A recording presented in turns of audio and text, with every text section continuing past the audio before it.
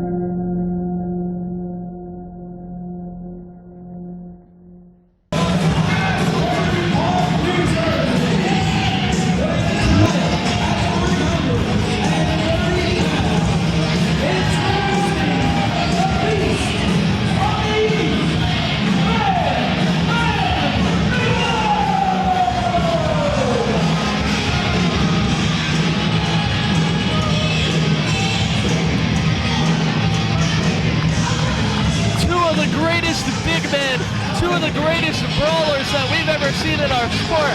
I think it would be fair to call both of these guys true legends.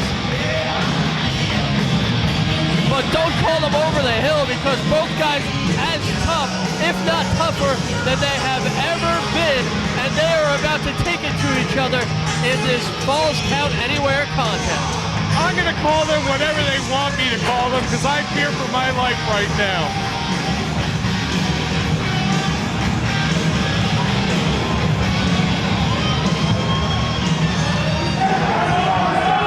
Abdullah the Butcher, I believe, over 4 decades in this great sport. So you know he's a tough guy. Bam Bam Bigelow, well, the guy has tattoos on his head. That should tell you something. He has tattoos. Abdullah has scars as thick as, you know. Well, that girl I saw the other night. Pretty deep. I don't even want to know what you're talking about. We're set for action. Bam Bam Bigelow. I'll tell you how tough Bam Bam Bigelow is. Bam Bam Bigelow, not too long ago, diagnosed with a potentially career-ending back injury. Bam Bam Bigelow said, I don't think so. No injury is ending my career before I say it's ending my career. And here he is, back at full strength and ready to take on one of the most dangerous men we have ever seen in wrestling. He has to watch Abdullah. Abdullah has loads and loads of weapons hidden on him at all times. Look, the fork's already out. This match just started. The ironic thing is I hear Abdullah, you know, at dinner time, he eats with his hands. Somebody has to tell him his priorities are all wrong. Bam Bam Bigelow taking it to Abdullah. I'm not expecting a whole lot of Hurricane Ranas or waist locks. Arm drags. Just punches, kicks, and a lot of blood, a lot of weapons, a lot of violence. This is the brawls. This is the brawls right here. Definitely the brawls. I'm actually not expecting a whole lot of moves that there are more than one syllable. But kick, punch, fork. Yeah, you're right. Yeah. And Bam Bam Bigelow has repossessed that fork and going to town, but Abdullah right back with that underhand chop right to the throat. He can still throw him.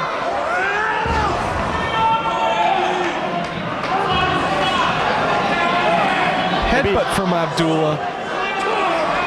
Two of the greatest headbutters ever in the ring right now. No, absolutely. We saw a great flying headbutt from Daniels before, but Bam Bam Bigelow, one of the innovators of that move. He definitely used that to lots and lots of victories in his career. And Abdullah's used that move with a great deal of frequency as well. And Abdullah just measuring Bigelow. who comes back with a right hand, and the second one, and a third. Head of steam by Bigelow. And Abdullah, surprising speed to get out of the way of that one. I'd want to get away from that too, you know? And now Bigelow, not where he wants to be when you're facing Abdullah the Butcher in a prone position. You better get to his feet quick because Abdullah can do just about anything. He'll poke you, he'll bite you. Or he'll just chop you in the throat once again. So that's just a great move for Abdullah the Butcher. He uses less energy from that, and it takes a whole lot out of his opponent right there. Takes away the breath, and it hurts like heck. Like, can't stress that enough. This is great.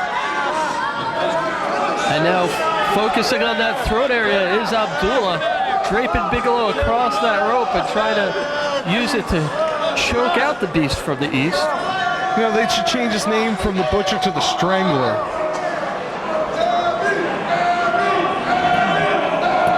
Bigelow slowly making his way to his feet. And now we see that headbutt from Abdullah. Minimal contact gives Bigelow an opportunity to fight back with some boots to the ample midsection, putting it lightly, of the Butcher. See, Abdullah has a good idea here. He has his pants hiked up high, so everything is below the belt. Everything is an illegal move by Bam Bam Bigelow right here. Bigelow driving fists and forearms into that sternum area, one of the thickest parts of Abdullah's body. And Abdullah just absorbed all that punishment. As we could see, he had enough wherewithal to come back with that boot. I wouldn't be surprised if that boot was loaded right there, Jerry. Loaded or not, he's got those traditional pointy boots that add a whole nother dimension to his kicks if he aims them the right way. And now, Bigelow sent off the opposite side and gets caught with another thrust right to the throat. And here comes Bigelow rolling out of the ring. This is where the falls count anywhere comes in. Let's see, Abdullah follows him.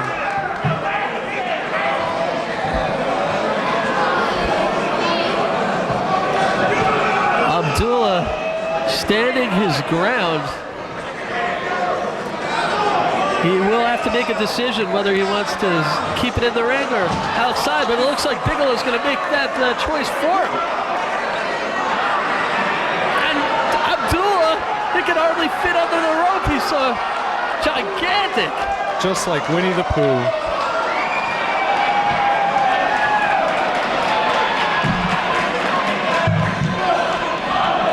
But you know what? He's a demented Winnie the Pooh. This guy will break the honey pot and carve you open with it. Where's Bigelow going? Bam Bam Bigelow on the move.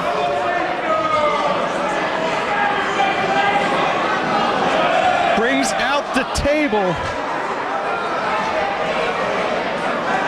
Well, we knew this would get ugly, but it's getting real ugly real fast. Actually, that's not a table, sorry. Brings out just a piece of wood. He doesn't even care what he picks up right now. I don't think he's real concerned with furniture quality right now. He's concerned about wood and putting his opponent through it.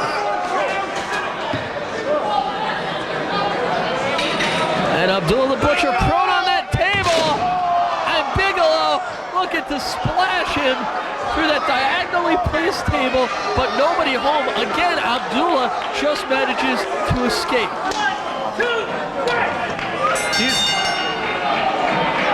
Abdullah pins Bam Bam after that.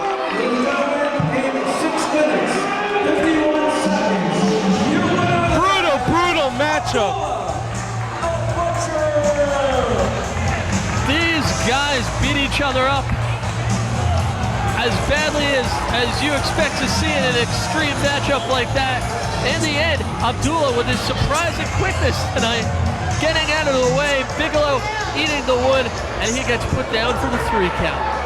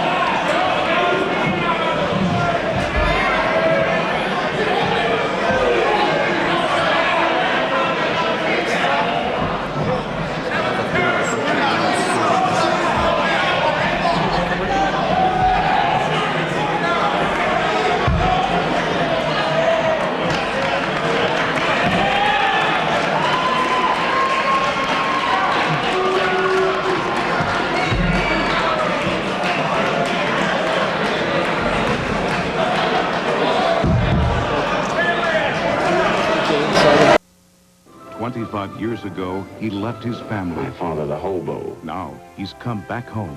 Why can't you and Daddy be friends? I don't want them hurt when you leave. A family reunion with all the trimmings. But will he stay or run away again? Barnard Hughes, Gerald McRaney, A Hobo's Christmas, Sunday. It is for the 3PW World Heavyweight Championship. This is what we've been waiting for. This is where all the marbles. The rematch of the year, one might say. Former champion versus the current champion. And the challenger, a hardcore icon here in Philly, making his way to the ring. It's the Pitbull, Gary Wolf.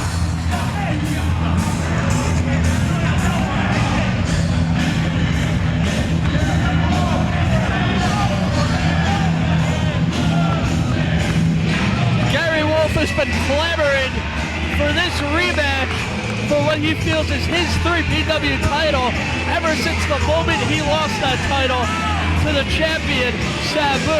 He feels that he deserved the title shot. He didn't get an immediate one, but he cemented his status as the #1 contender in a great victory last month over Jasmine St. Clair's boy, Toy Jason. You know what, Sabu had a really big obstacle in Six-Pack last month. Now he takes on the former champ. This one should be great. The first time these guys did battle, they went all over the arena and they put themselves and each other through hell and back. And I don't expect tonight to be any different. As a matter of fact, I expect tonight to be twice as devastating, possibly to both competitors. What will each man be willing to do in order to come out victorious, in order to come back the 3PW heavyweight champion tonight? This is only going to be harder for Sabu. He has to go up against a hungry Pitbull in Gary Wolf. And have you ever tried to deal with a hungry Pitbull? That's not easy at all. The world champion, the 3PW champion, Sabu is here, and he's not alone, accompanied by Annihilation and Todd Gordon.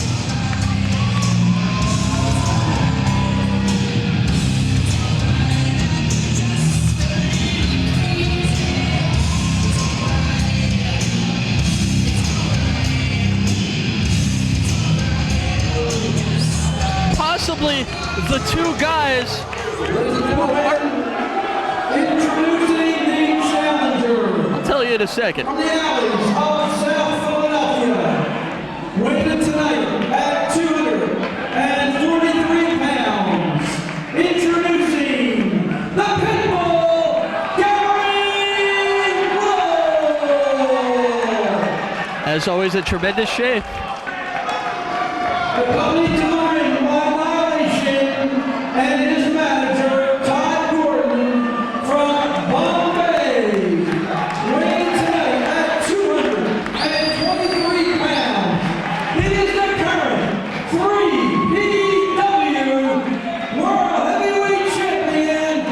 Ladies and gentlemen, introducing Sabu!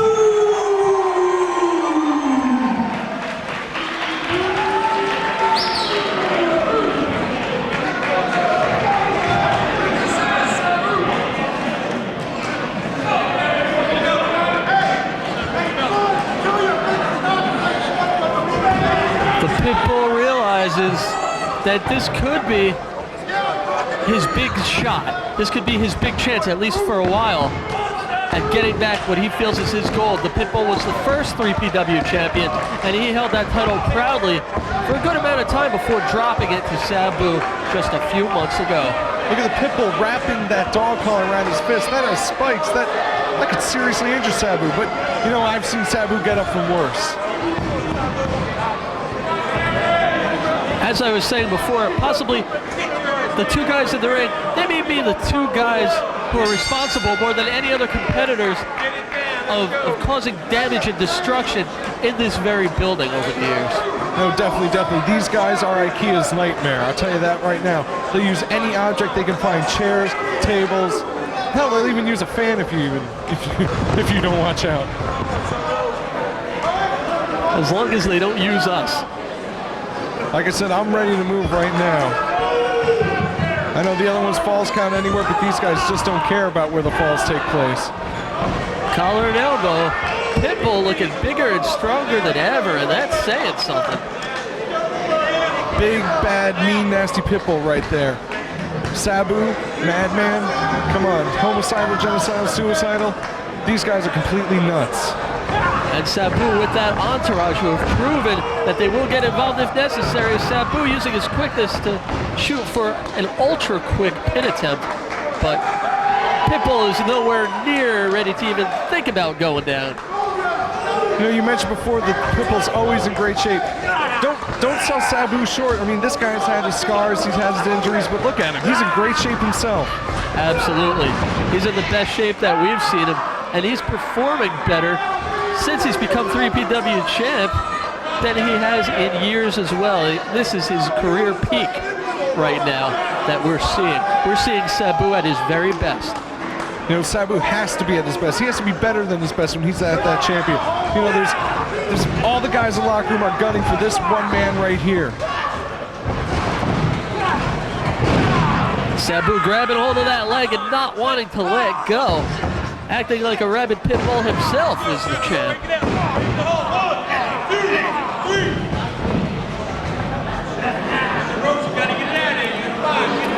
The pit bull managing to cause a break there, kicking himself free. You know, this is just the feeling out process right here. These guys know what they have to do after these few moments. These guys will know how far they will exactly have to go for that 3PW championship. Last month we saw Sabu defend his title in a very competitive match against the guy who we saw earlier tonight, Six-Pac. A match that many predicted he would lose, but he was able to win that match in pretty decisive fashion. He's shown he's worthy of being the champ, Mike. No, definitely. He is a great champion. I hope Six-Pac a speedy recovery right now. Let's hope he can get back and challenge Sabu or the Pitbull, no matter who wins here tonight. Pitbull biting just a moment ago, showing his animalistic side early on, and a full tilt charge into the corner puts Sabu down. Short kick to the ribs, another. Just stomping away is the challenger. Looking to break Sabu's arm right here. A move they used to call the Code Red back in the day. Trying to just yank that arm right out of its socket is what the Pitbull is doing. I don't think he's really too concerned about technique right now. Any way he can get that title back around his waist. This Pitbull, this Gary Wolf the Pitbull is insane. He wants that championship. He is completely blinded by the goal. And the Pitbull working on those arms of Sabu. Sabu with one of the highest pain thresholds in the business. He can take just an insane amount of punishment and act like nothing's wrong. And there goes the Pitbull. Action spilling out of the ring. Action spilling out of the ring. These guys are going to go through hell and back before this match is over. I'll tell you that right now. Sabu tasting the steel. You saw our timekeeper, you saw our ring announcer, Bob Ortiz. They all got out of the way. They've been in this situation many times before, and they know better than to stick around. These fans also know what's going on. They're all on their feet. They're all going crazy for this. They know that these men are just going to beat the hell out of each other. And Sabu throwing that chair point blank, but the Pitbull firing right back. He's got a pretty high threshold for pain himself, especially when he's motivated, and he's never been more motivated than tonight. His shot at regaining his title. You know, they say you never know what you had until you've lost it. This Pitbull now realizes that when he was the champ, he was everything that 3PW was, and he wants that back. He wants to be the title holder. He wants to be the torchbearer for 3PW once again. Both guys embody the physical punishment and violence that 3PW is known for. The Pitbull is out in the crowd, and we're going to get a taste of that right now. Sabu missing the mark, trying for the triple jump launcher to the outside, but he missed that top rope, Mike. He went sailing straight into the concrete now. You know, we really should have had those ropes washed down from Abdullah Butcher and Bam Bam Bigelow before. There's probably blood all over that thing. Let's see if Gary Wolf can capitalize. Sabu kicking out. This is what I'm talking about. Any normal man would not be able to continue a match after the fall that Sabu just took. He just fell about 20 feet in a precarious position, no less, right down to the uncovered concrete. Going for that DVD. Sabu counters into a sunset flip and almost gets the win. Unbelievable. You know, Sabu is a great competitor. If he can get up from a fall like that, I actually heard a splat. If he can get up from a fall like that, this man should be your champion. And now we've got a cross-face maneuver by the Pitbull. And he's looking to put Sabu down and out for good here. He's going for the win. He's giving it all she's got. I don't know if Sabu is going to submit here with his title on the line, but possibly, I guess the Pitbull could try and just make him pass out from the pain, at which point the referee would have to call the match. But Sabu fighting his way out. I don't know what the Pitbull was thinking. I don't think I've ever seen Sabu quit. And Sabu is going to go for a high-risk maneuver a second time off the top. And the triple jump moonsault does not land it the way that I think he was looking for. Instead lands squarely on the legs, but still quite impactful on the challenger. That does some great damage to his ankles and his knees right there. I wouldn't be surprised if we don't see Gary Wolf get back up this match. Sabu totally aware of where he landed with that moonsault, now going to work on those legs.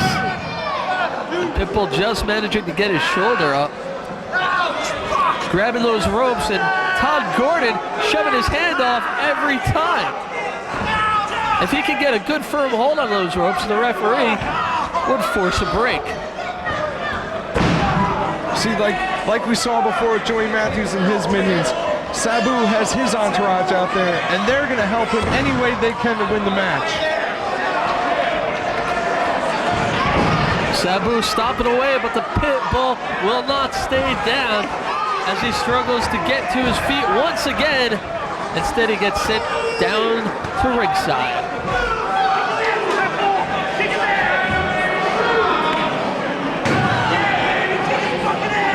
And now the Pitbull firing back. He's got Sabu prone on a table, and the Pitbull drives it right through with an elbow from the apron. This could be it. Could be, that's gotta be it.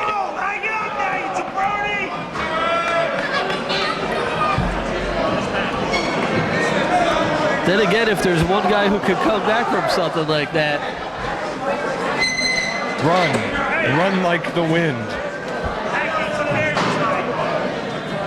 These guys are both nuts, both punishing each other, both pretty much trying to kill each other for this title. And look at Sabu, right back to his feet.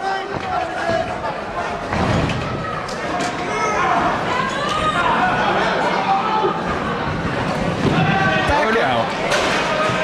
Back out goes Sabu now.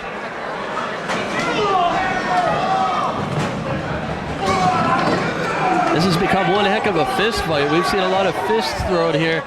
And the Pitbull prone on the wooden table on the other side of the ring. Let's see if he can get some revenge. Up to the top, and a leg drop through that hardwood table. Both men have been put through tables now. Both men are pretty much even on pain. Holy shit! Holy shit! And the fans are echoing my sentiments. Mine too.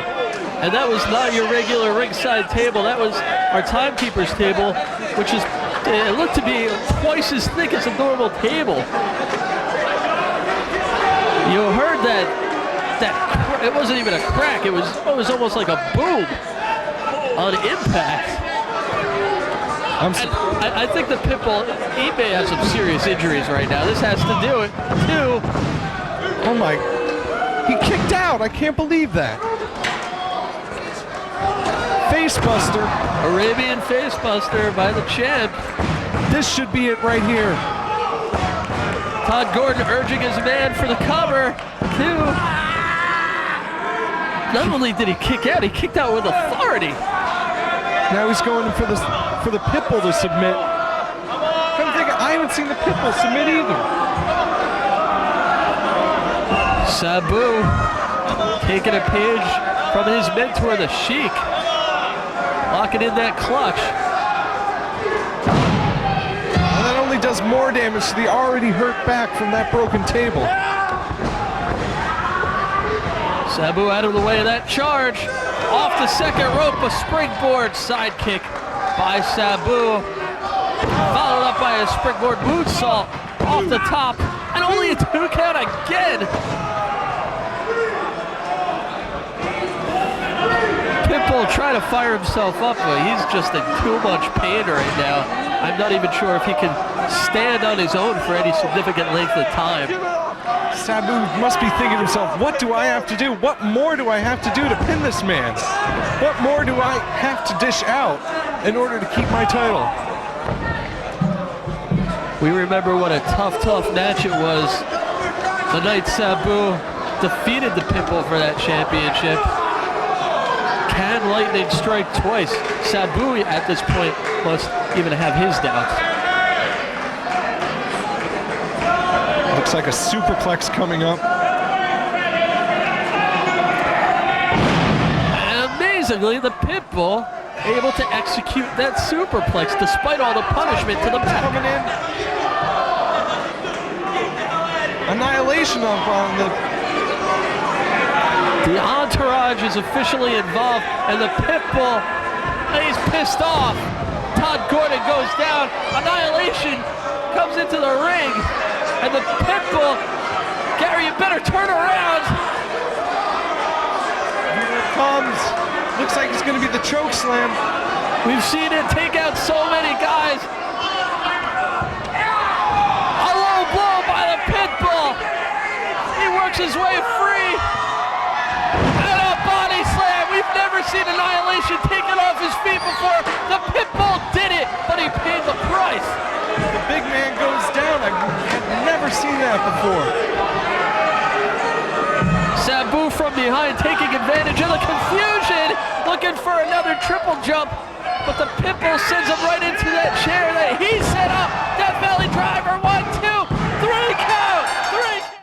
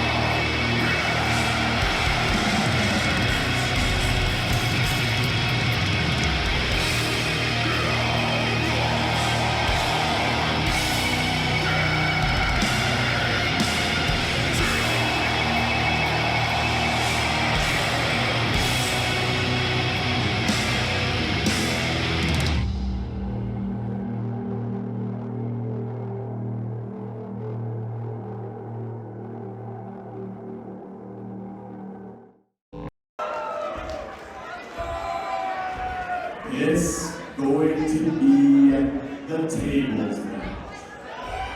Introducing first.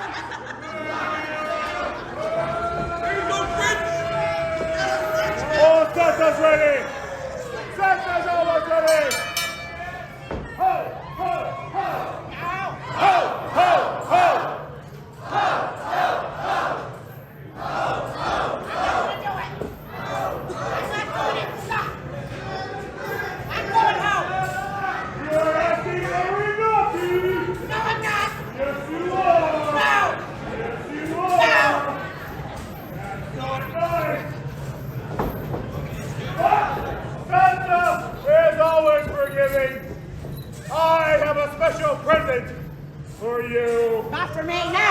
No. Give it to them, I don't want it! Give it to them! Who wants it?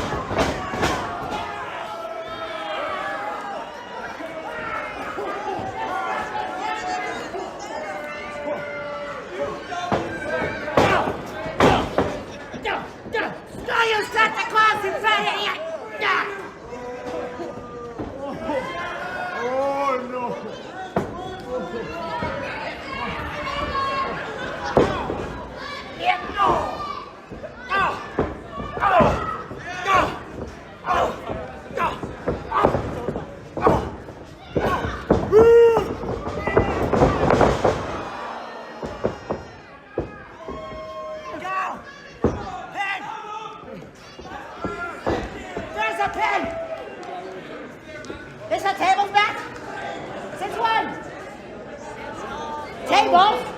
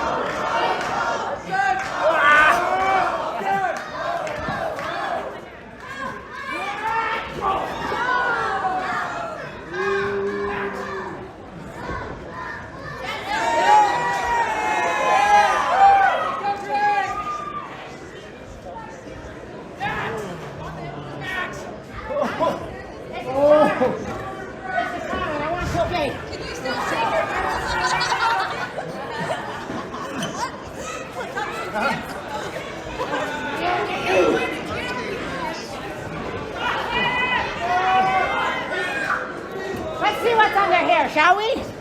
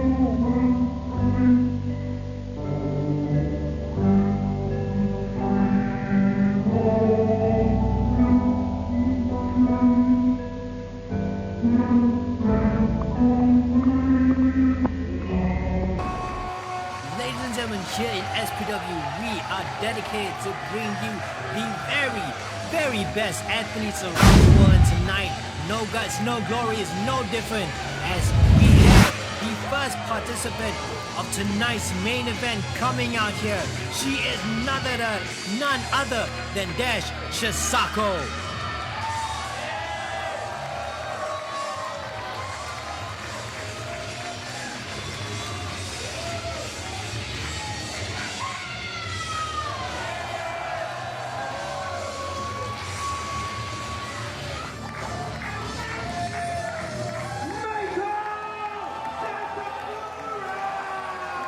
What an honor it is to be announcing Meiko Satomura here in Singapore. Meiko Satomura, a living legend, the final boss of Joshi Wrestling. My goodness, I'm at a loss of words. I can't believe that we have a living legend gracing us here tonight, and No Guts, No Glory.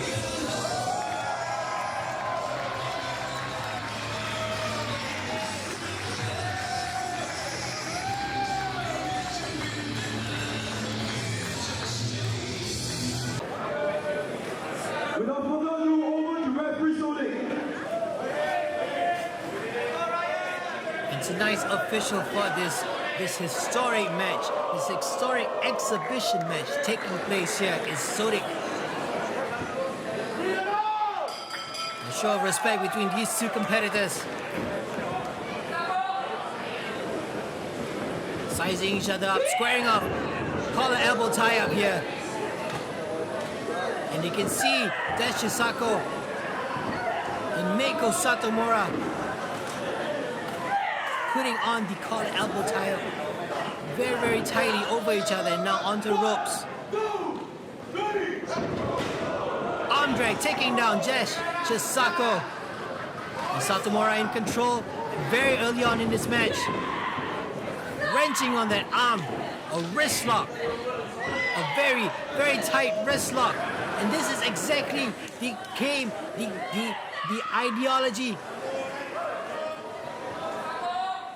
the tactics of Meiko Satomura on display here.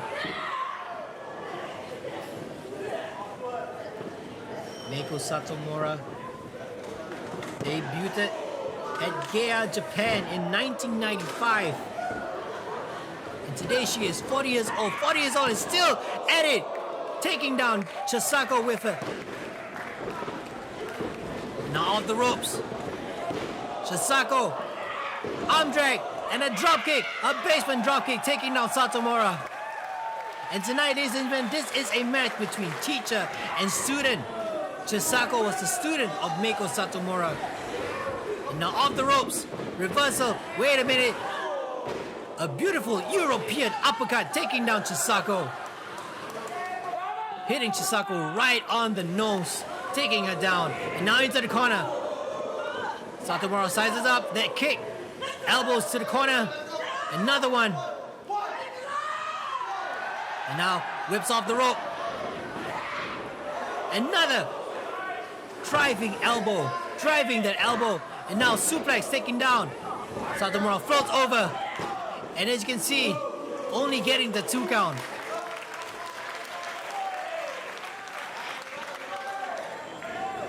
Now the teacher really showing the student here. And look at that. Look at that stretch that Satomura has on Chisako. That has to be excruciating painful, especially onto the shoulders. But Chisako grabbing onto the hair. Referee Sonic warning Chisako. And now floats over into a pinning. But I think this was all part of the plans. Meiko Satomura driving her knees onto the arm, the elbow of Chisako. And a wrist lock. A kick to the midsection, taking down. But note, one more time. A flurry of kicks. Taking down Satomura. A well-placed knee onto the chest. But only, wait a minute, only getting 2 count, but it seems that Satomura I thought Satomura was going for an armbar.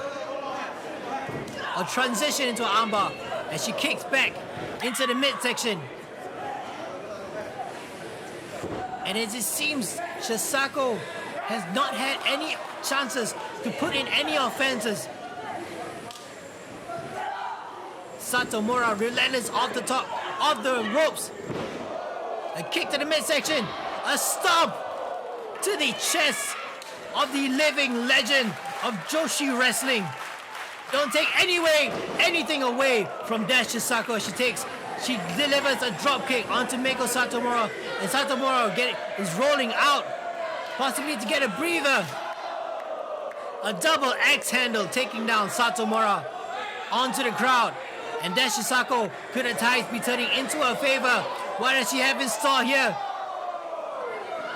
Fighting on the outside is very hard for me to see what is happening right now. As referee Sonic is up to the 3 count. And Dash Chisako going for the chest. What is she doing here? Again, ladies and gentlemen, it's very hard for me to see what is happening. It's very hard for me to call what is happening right now.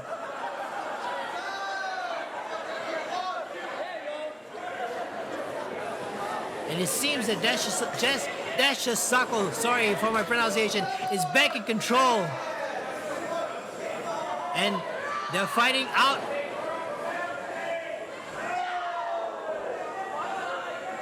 And both of them are up to the 8 count, but it's up to referee Sonic's discretion whether he wants to count both these competitors out. I don't think anybody wants to see that. Dash Chisako taking a chance. What does she have in store here for Satomura onto the stage? And at some point, this has to be illegal, but referee Sonic is allowing it. He's allowing it.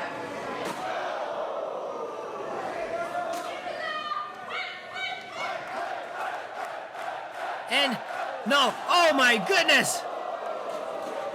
Stacking those chairs on top of Satomura. Dash Chisako now in control.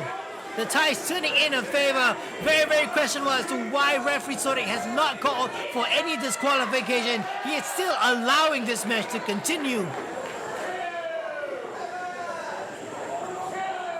And now Dash Chisako tossing Satomura back into the ring. Satomura must be in a flurry of pain. Dash Chisako on the top rope. What does he have in store here? Drop kick taking down Satomura into the corner. Another drop kick onto the side. This has to be it. The student is gonna win here tonight. No guts, no glory, but Satomura kicks out.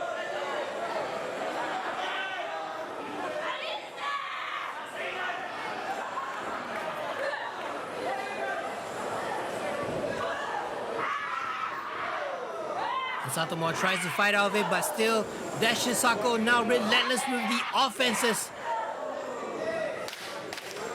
A spear into the corner, into the midsection, and now just Dash Chisako back on top.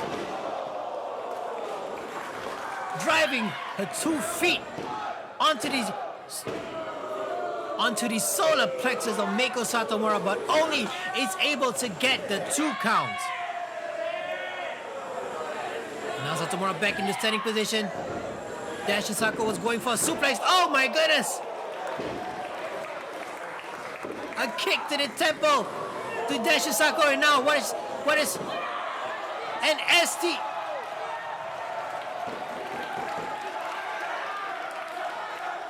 A crossface, the amount of excruciating pain onto the back, onto the face of Dash Chisako. Any lesser athlete would tap out by now, but no, Dash Chisako is no lesser athlete as she's still trying to fight out, crawling to the ropes, telling referee Sonic that she is still in this match. I am losing my voice calling this match, ladies and gentlemen. That Satomura back releases the hold that she has, kick to the midsection, and then follows up with an elbow. Dash Chisako not going down. Satomura replies back with a stiff shot to the chin, but Dash Chisako is not going down. And she replies back with another stage shot. Both these women are exchanging their very best here tonight in Singapore. In No Guts, No Glory, Dash Chisako with a flurry of elbows. Now off the ropes, kick to the midsection. Satomura, beautiful European uppercut, taking down Dash Chisako. And now Satomura, is she going to capitalize on this window of opportunity? Chisako reverses out of it, blocks a kick. A beautiful stunner there. A beautiful stunner taking down Meiko Satomura, but could this be it? No. Dash Chisako on the 2 feet once again. Off the ropes. Meiko Satomura reverses out of it with a spinning heel kick taking down Dash Chisako.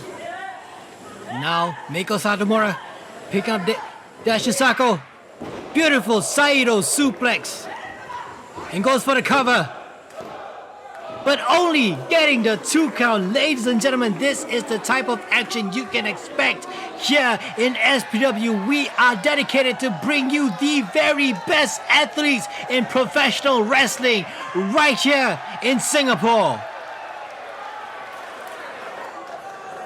And now Satomura grabbing Dash Chisako by the hair. And a kick taking her down. Is she knocked out? No. Satomura picking her up once again.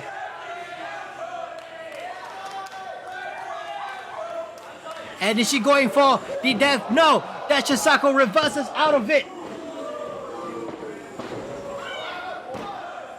Beautiful reversal there into a pinning combination. Dash Chisako once again. Another pinning combination. But Meiko Satomura kicks out.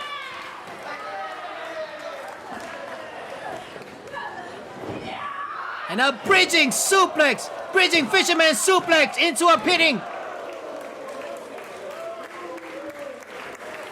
pinning combination. But once again, Meiko Satomura, her tenacity on display as she kicks out. And now Chisako positioning herself to the top. Meiko Satomura, elbow, blocking Chisako and whatever effort she has there. A headbutt, another one. And one more, taking down Satomura, but no, Satomura back on her feet. And one final blow, taking down Satomura. Dash Chisako, foot stomp into the midsection of Satomura. This has to be it. This has to be it. 1, 2, but Satomura kicks out. Joshi strong style on display here. And No Guts, No Glory, Dash Chisako on the top rope once again. Is she going? What a beautiful frog splash, but no! Chisako, knees up in desperation. And both these athletes are on the floor right now. And the crowd is chanting that this is awesome. And yes, this is truly awesome. Referee Sodic checking on both competitors. As Dash Chisako is back first onto her feet. A kick taking down Dash Chisako. And one swift kick to the chest. To the solar plexus of Dash Chisako, taking her down once again. How is she able to withstand this flurry of kicks? And that has to be a knockout blow. No, Dash Chisako fights out of it. Both women in a heated exchange. Satomura with a low kick there, which only fires up Chisako, but takes another kick. Chisako fired up once again. A slap, and a kick. Taking down Satomura. Chisako, watch out. Satomura replies back with another kick to the temple. A double knees to the back. To the back section. And Satomura, is she calling for the end? Is she calling for the Death Valley Bomb? Death Valley Bomb, she hits it. This has to be it. And Satomura wins this exchange here. This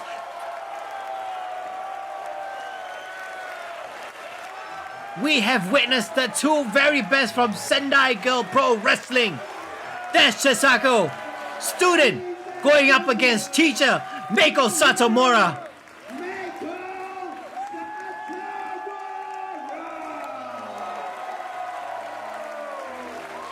And a resounding round of applause here for Meiko Satomura making her debut here at SPW here in Singapore.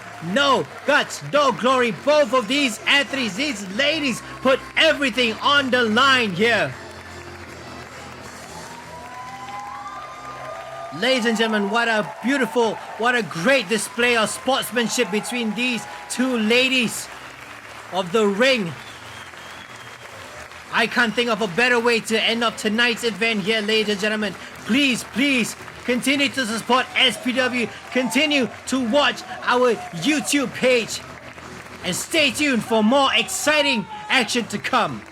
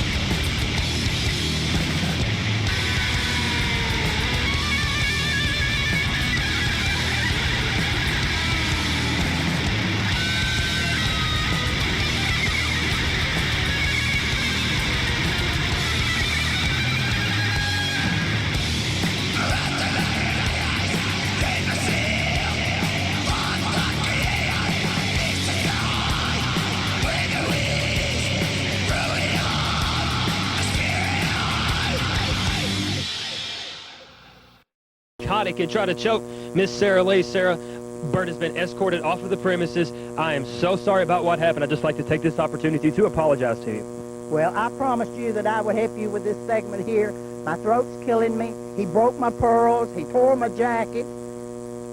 The fans have been nice to us this year, and we want to be nice to the fans. So we're going to give away these items behind us here Christmas night at the Municipal Auditorium. That's right, Christmas Chaos, Christmas night. We've got a few gifts we'd like to give to the fans to show our appreciation for them. A brand new microwave, a VCR color TV, just to name a few. We've also got a he's got a bat, Selroy! Yeah, we're going to show you appreciation. Yeah, we're going to show you appreciation. We sure are. We're going to show you appreciation. Merry Christmas, all you rednecks. Come on down. Get your free stuff. Shirley, come on. You be my baseball. It's early spring training, you bitch. Come on down. Nobody's having Christmas in Nashville, Tennessee this year.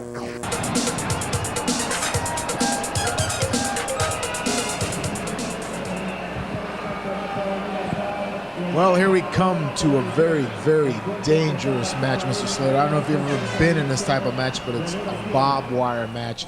And as you see in the ring right now, Jason the Terrible taking on Carlos Colon. Well, I don't know the reason for the barbed wire to be there, but I know one thing, it's really, really dangerous for both opponents, because if you ever got caught in a piece of barbed wire, it could rip your skin apart, rip your arms, your legs, your head, your face, just anywhere at all.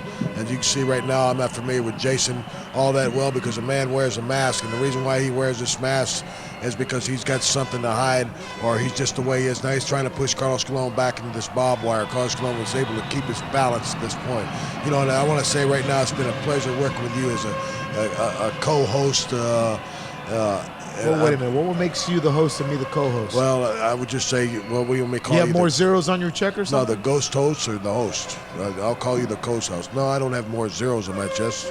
Check.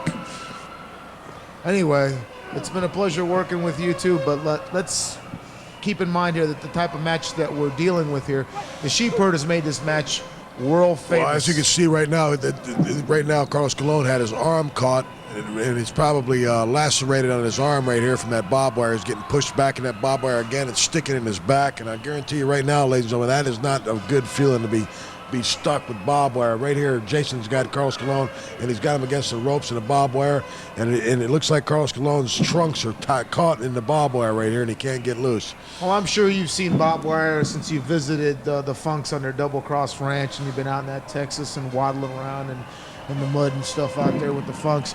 But this match is very dangerous. It's one of the most brutal matches in professional wrestling, and blood does flow in this type of match, and that's why it's on this tape. Well, as you can see, Jason, there he goes. Carlos Colon's chest is caught right here in barbed wire, ladies and gentlemen, and this is what you call violence at its finest right here. I would hesitate to sign a match in a barbed wire fence like this myself. I think that this is taking it a little too far, and it's just a little bit too dangerous. It's a lot dangerous for both men to be in the ring with barbed wire all around the ring at any time. Now he's right here. He can try to put his eye out right here with the barbed wire. He's got it rubbed across his forehead. And Jason, of course, you look at him, he's a very huge individual. And Carlos Colon's got his work cut out for him in this match right now. As you can see, Carlos Colon is down on the mat, and Jason has taken full advantage of that barbed wire from the beginning and the opening of this match. Carlos Colon has found himself caught in them ropes and on that barbed wire, and it seems like he cannot get loose from Jason, and that barbed wire is wrapped across Carlos Colon's head now. And look at the smile on Carlos Colon's face. No, that's not a smile. That's pain. That's pain from Carlos Colon. Look at the pain that he's delivering to Carlos Colon right now. Barbed wire all over him. He's cut Carlos Colon everywhere with this barbed wire, and Carlos Colon cannot get free from this barbed wire and can't get free from the grips of this man, Jason, a man that's probably really controversial and probably has who's he managed by? I'm sure he has a manager. I'm sure it should be. At this point in time, he was managed by Cheeky Star. This man is very controversial. He uses that mask to his advantage, as you can see right there. And he's taking his toll on Carlos Colon. He's already used the barbed wire on him. Well, you know, maybe Jason's used this match to his advantage because Jason's probably an individual that's probably taken a great deal of punishment to his face, and he probably doesn't want to take any more punishment to his face. No, I think more or less he's been to the Dick Slater School of Hard Knocks and do anything at any cost to win a match. Maybe he's been, maybe it's more like the Dick Slater School of One Flew of the Cuckoo's Nest, huh? Yeah, Ringling Brothers would have a hell of a time with him, that's for sure. Right there, you can see that he's just taking it to Carlos Colon. This man has no concept of the rules. He has no sense of value or anything else. He's just out to maim and cripple people, and that's right up your alley. You probably like this guy for ever. Well, right now, Jason got caught, and then Carlos Colon had reversed the ropes on him there, and Jason's got his back caught in that barbed wire now. And Jason's feeling the effects of barbed wire being stuck in your back, and I don't know if anybody, any of you people at home have ever been stuck in a piece of barbed wire before, but every 2 inches or 3 inches in a barbed wire fence, there's a big spike coming out, and I'm gonna tell you something right now. It seems to keep a horse in the stable. I'm telling you that right now, and it's keep these two men. They're battling out. They're both. I mean, I got to give Carlos Colon some credit. He has got a lot of guts for being in this match with a man like Jason, being surrounded with barbed wire. Well, it's gotten to the point where you have to do what you have to do when you have to do it, and Carlos Colon felt that at this point in time, this is the type of match that he needed, and he's paying the toll for it. Right now, he's got his shoulders to the mat, but it wasn't good enough to hold him for a 3 count. Jason's going to have to do a little bit more to just beat on him. Yeah, well, I'm telling you right now, Carlos Colon has got a lot taken out of him, and Jason so far has only been caught in the barbed wire a relatively short time. And, Carlos has got to change his strategy. Carlos Colon has got his wind back. That thing there, Jason caught back in the barbed wire again. And Carlos Colon has got that fire back in him. He's back after Jason. He drives a movement. Jason just did something really illegal. Of course, there's probably no rules in this match. Again, there's Carlos Colon grimacing in pain. And now Jason's taking the fact that Carlos Colon is down. He's taking the man up, and right there he's got him around, and he's drove him back in that barbed wire. And look at the barbed wire sticking in the back of Carlos Colon's back in this match, ladies and gentlemen. Look at this. I'm going to tell you something right now. This is what violence is all about. This is professional wrestling is violence. You will not see this unless you go to an arena. This is the only time that you will ever see anything like this on any kind of film at all. And, of course, who's it brought to you by? But not only that, Pro Wrestling Wear. And Capital Video and Victor Quinones and all the other people that are affiliated with this great tape. But as you can see right there, Jason trying to drive that barbed wire into the spinal area, maybe cause permanent injury. This match is very dangerous. A lot of men have retired after this type of match. Well, as you can see right there, Carlos Colon just took a big clothesline. He can't seem to get off the ropes to get away from this barbed wire. The strategy of this match is to keep your man on the ropes and keep him tied up in that barbed wire, because the more you have him back against it, he's got his back in that barbed wire, he cannot seem to get off of that barbed wire. Has got him hooked around there. Right there, Carlos Colon gets him with the right hand and the back of his head. Well, he's got to do that because the front of his head is protected by the It seems like Carlos Colon finally got loose right there from the barbed wire. Boom, there goes a big right hand, and he's rocked Jason. Jason comes back with another right, and there goes Carlos with another right. There's another big right. Now Jason's back in that corner. He's caught in that barbed wire again. Boom, Carlos is driving him back in that barbed wire. Boom, Carlos Colon just drives another right. There's another big right. There's another big right. And I'm going to tell you something, the action's hot and heavy here tonight, ladies and gentlemen. I'll tell you, it's really going good at Carlos Colon's way. Boom. Carlos Colon just did another really good illegal move as usual. No, that was a wrestling move. That was a counter move to a counter move, and that's what you get when you get the right here, Carlos Colon is working on his mask, and he drives him frontwards into the barbed wire. Now his chest is probably cut open with that barbed wire. Boom, whips him across the ring. Boom, right back in the barbed wire again. Now what is Carlos Colon doing? He's jumping up and down. I guess he's well, that's momentum is going his way. I got to give him credit. It's going his way right now, and the fans are going crazy. You can see right here. They're all behind Carlos Colon against Jason here. I'm going to tell you something right now. There, he's really got him going. He's got him and thrown him into that barbed wire frontwards, poking into his chest. Boom, and he takes that mask off. Now, what's the reason for this, huh? Hey, if it's good for the goose, it's good for the gander. Carlos Colon feels that Jason can bring that mask in the ring. Hey, it's equal game on anybody. Look at Jason. He looks like a little kid. He looks like a little kid. No wonder he wore that mask. Now Carlos Colon is using that mask to his advantage. Now he's using the mask to his advantage. He's got, boom, he pops Jason in the face. Boom, right. Now he's got Jason's open. He's got him open right there. Drives him back into the barbed wire again. Well, that's the advantage of the mask. That's why Jason brought it to the ring. Boom. You can see he's been busted wide open. He's heavily lacerated. Blood is pouring profusely out of his head. And for all said and being bounds, I'm glad it's happening to him. I think he should have that done to him. Right now, he's asked Carl Stallone for a little bit of help here. Carl Stallone seems to be begging using for it. mercy, as Well, Gordon Sullivan would say. Well, he's using that mask. Carl Stallone is using that mask in his face right there. And I'll tell you something right now. Not only does the barbed wire have to really be painful, but the right fist, and now there, boom, he drives him back into that barbed wire again. This is why I would never want to sign a match with anybody in a barbed wire match. This is totally insane. This is something that you two men are going to take. You know, it's like.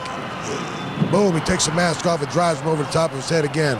But I mean, so I was trying to say, it's like, you know, how far can you go with a professional wrestling match? How far can you go to where you can say, when you got bigger and better guts than the other man? And right here, and then back and forth, back. Now, who's this man here? This cheeky star being chased around. He needs to leave the arena, and somebody's taking him out to the parking lot.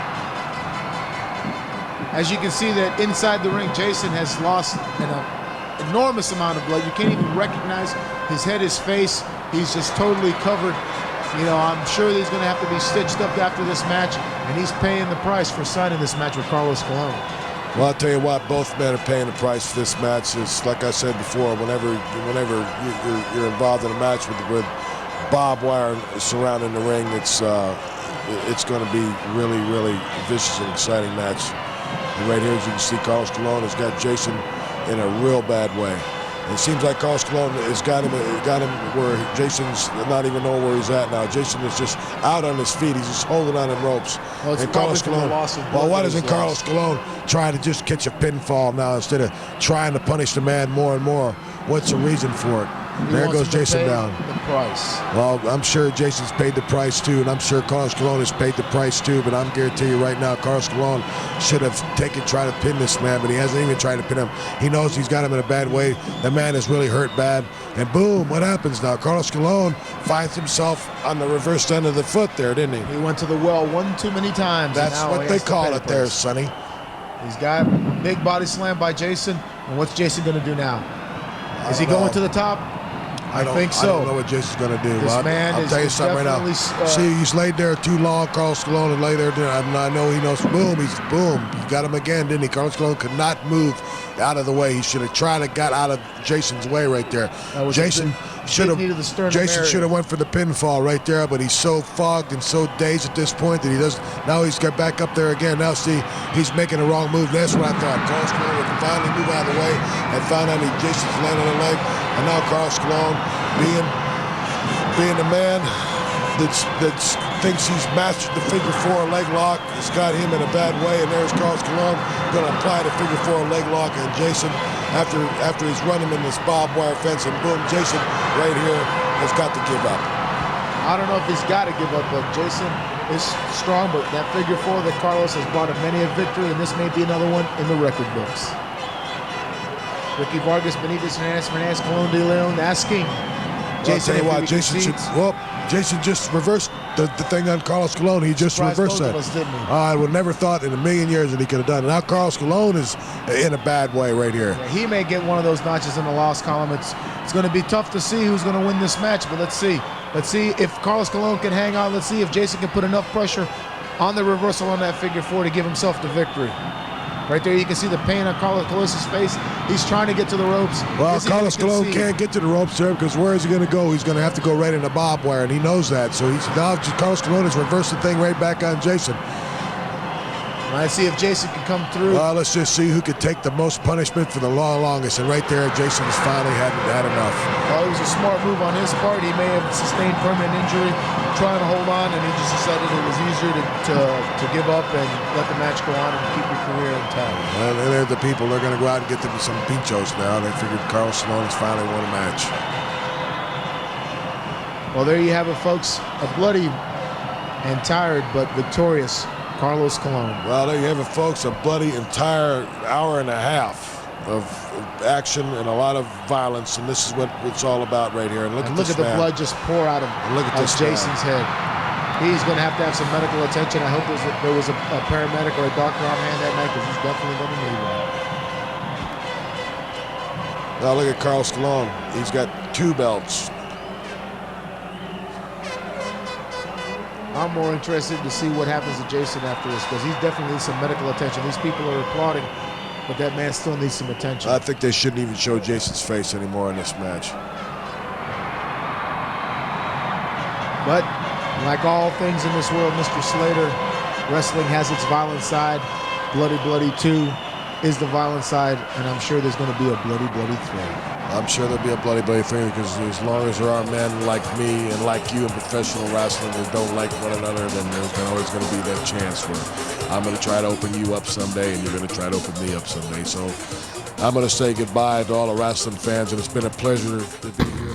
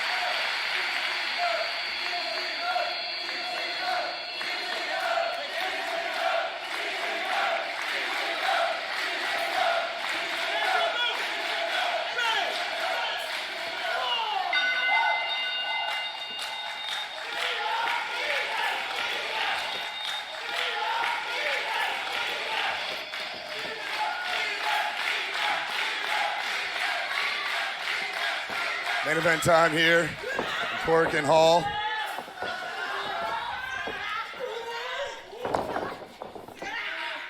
Masha Slamovich, Rina Yamashita, one-on-one for the GCW Ultra Violent Championship.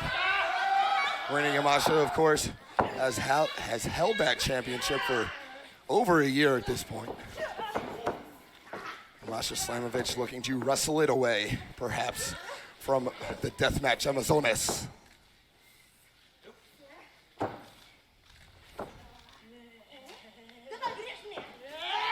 Masha's saying, come on, hit me. But Rina, I think, looking to wrestle. And as a result of the contests throughout the evening. There's already broken glass in the ring. There's light tubes everywhere. There's chairs lined up. Oh. Reina puts the brakes on. Masha puts the brakes on. Kick to the midsection.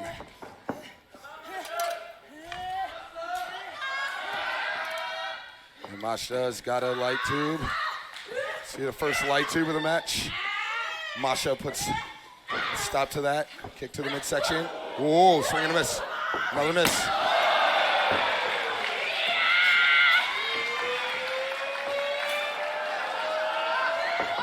Oh, bundle. Reina tried to bounce back, but she bounced back right into a bundle. Hair mare by Masha Slamovich. Ooh, victim kick. And that one to the torso.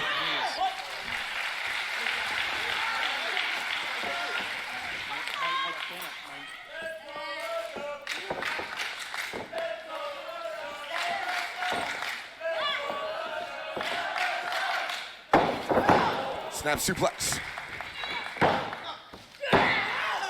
And Reina bridges up, at least on the left side, to get that shoulder up off of the canvas.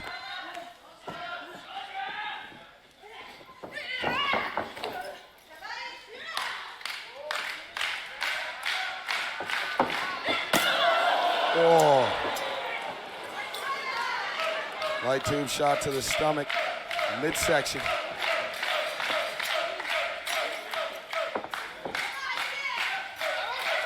And now Masha is going to charge in.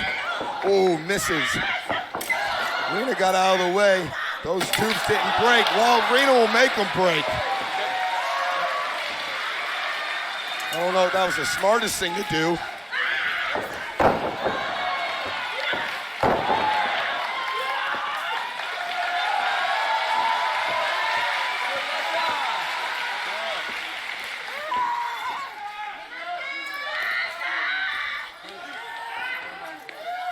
Now, Reina with a handful of Masha's hair.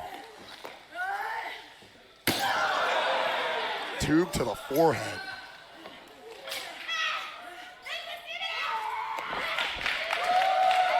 And now Reina's gonna take that tube and just jam it into the forehead of Masha Slamovich.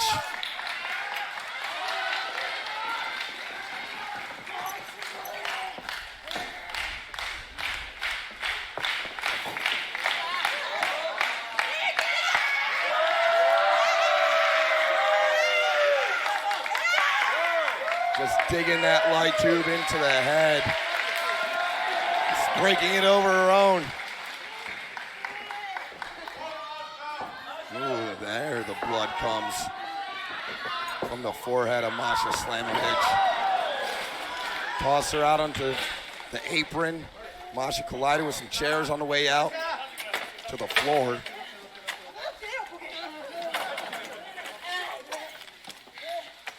Reina gonna set up these chairs on the outside. For what purpose? I have no idea. Make a little tube table. Little tube bridge.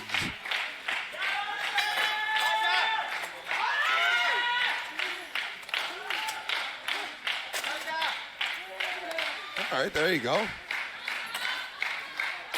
Got some chairs underneath to not cushion the blow, not cushion the fall at all. Make it worse. That's what that's gonna do.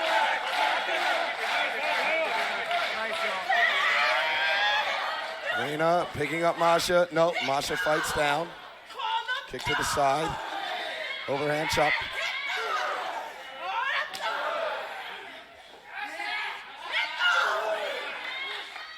Rolling soul butt. Oh my. Air raid crash from the apron through the tubes to the floor.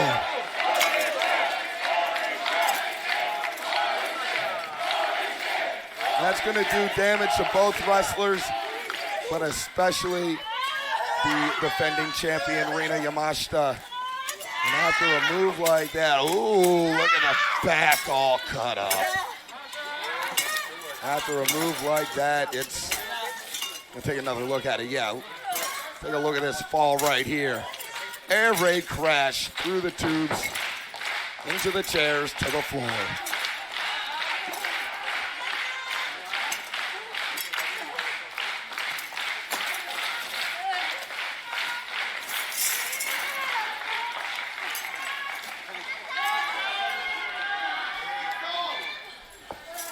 Rina definitely in a bad way right now. Masha's suffering as well. Both wrestlers slow to get into the ring, but it's Masha with the running knee strike in the corner. Rolls through. Running mafia kick. Oh, and a spinning wheel kick. Whoa. Rina kicks out at 2. Still holding on to her championship. Masha Slamovich, of course, a former GCW World Champion. The last time these two were in action was actually when Masha lost the championship because Blake Christian, pretending to be a damn cameraman, came in and cashed in at the opportune time, right when Masha Slamovich was gonna perhaps be the first person to pin Rina Yamashita in the GCW ring in over a year.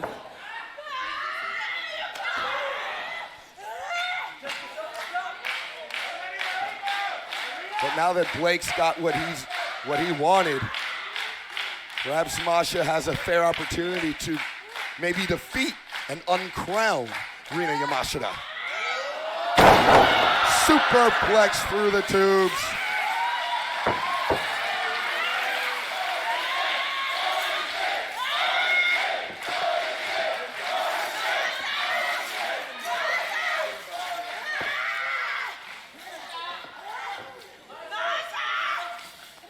Rina calling on Masha to get up. Swing and a miss. Whoa!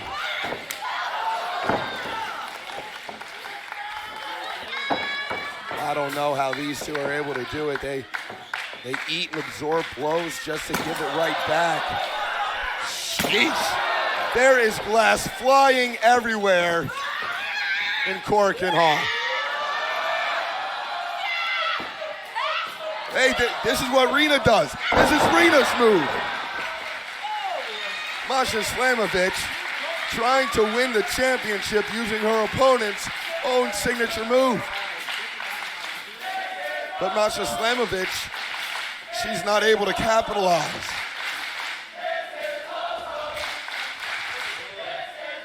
It's rather unfortunate for Masha Slamovich. Perhaps Rina Yamashita got lucky that time. That Masha wasn't able to stay on top for the pin attempt.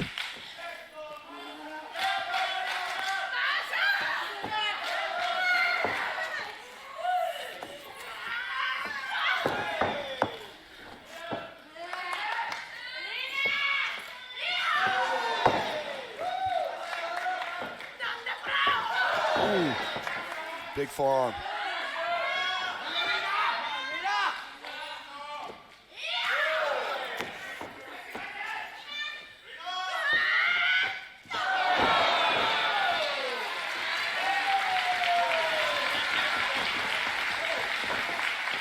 Rina up to her feet. Oh. A crown of thorns. Oh.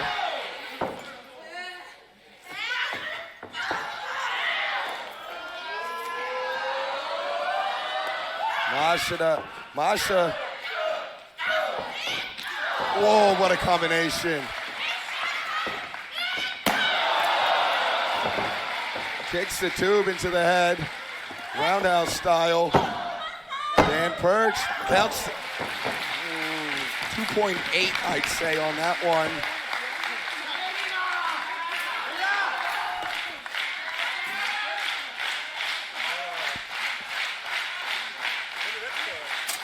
Masha now looking for something else. Oh, she's looking for a bunch of loose tubes. Just gonna put them, reposition them. Oh.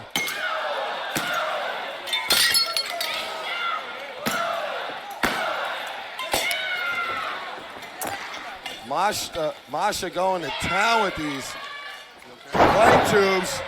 Air raid crash again, this time in the ring. Another one? DJ Khaled? Yes. 2 air raid crashes in the ring this time into the tubes. Masha Slamovich is not the new champion. Rina Yamashita kicked out.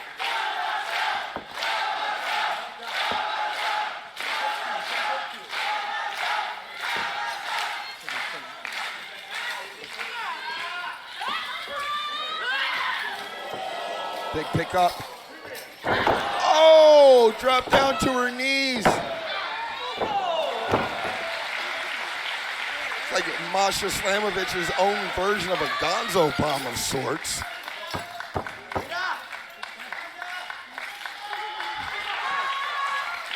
But Rina Yamashita was able to kick out. I don't understand how or why you'd even want to.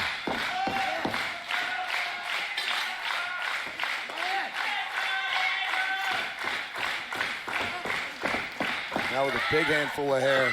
Blocks a kick. Nice suplex.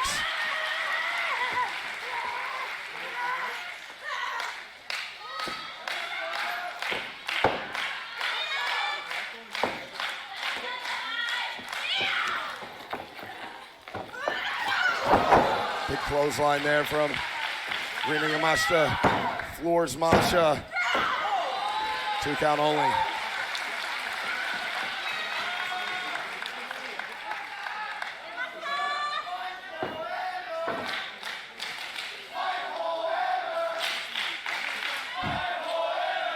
Now Rina picking up those loose tubes. Just putting them right on top of Masha. Now Rina climbing all the way up top. Rina dies with the splash. 1, no! Masha on top. Wow. Great wherewithal from Masha Slamovich to try to turn the tide at the last second.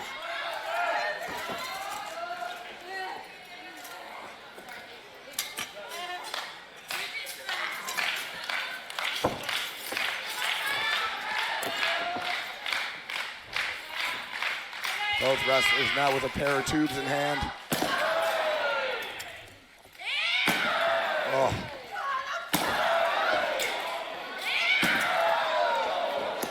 This is insane.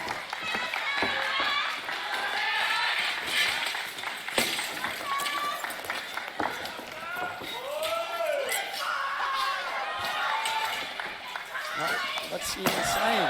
Whoa! This is madness. There's glass flying everywhere.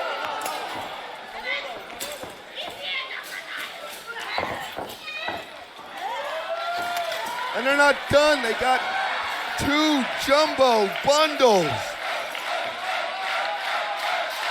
And these fans here in Gorkin Hall are loving the action. Oh! Big collision, center of the ring. And it's Masha who's up. Smoked her. Masha, White Knight Driver. We have a new champion. Get on top. 2. Oh, man. Oh, my.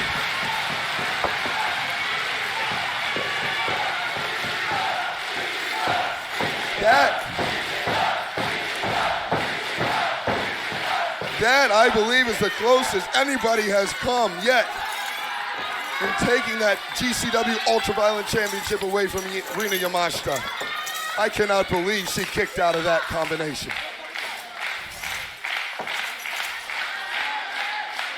Now what's Masha gonna go for? Maybe moonsault. Moonsault by Masha. 2. And no. Again. Rina Yamashita kicking out.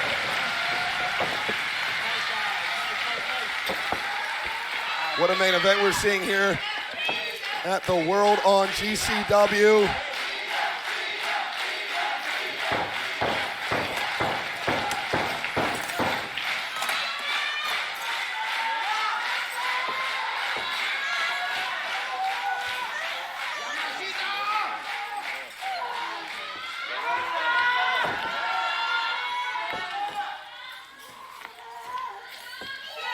Just trying to drag Rina up to her feet by the hair. Oh, knee right to the side of the head. Rina had no idea that was coming. Rina's trying as hard as she can, but oh, she caught the kick from Masha. Now up on the shoulders. Sit out, Death Valley driver.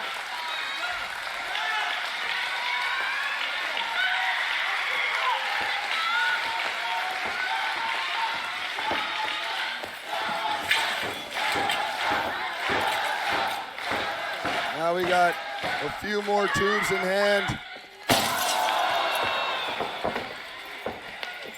Masha got obliterated with those.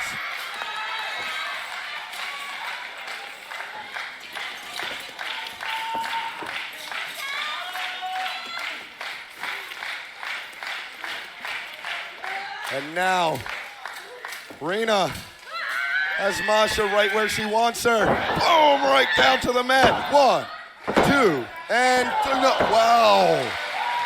That's usually it when Masha puts that hold on.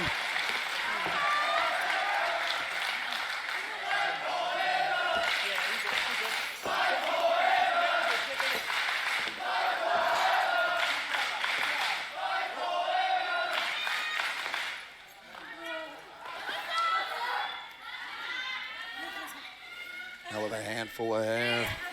Masha's got a strange look on her face like she wants this to happen.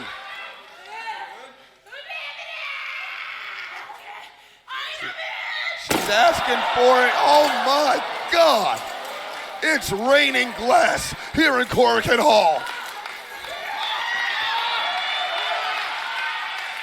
Uh-oh. Oh no, this is certainly gonna be curtains for Masha. She's elevated in the crucifix bomb position. Splash Mountain. What?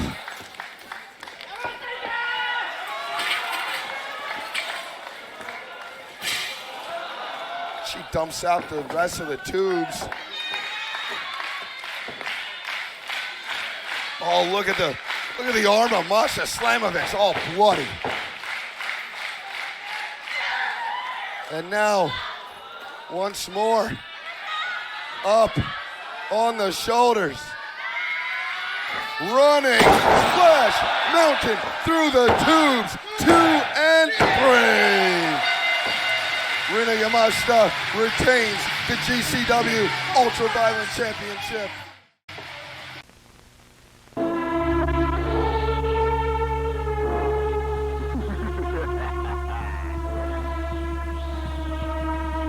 Santa is coming.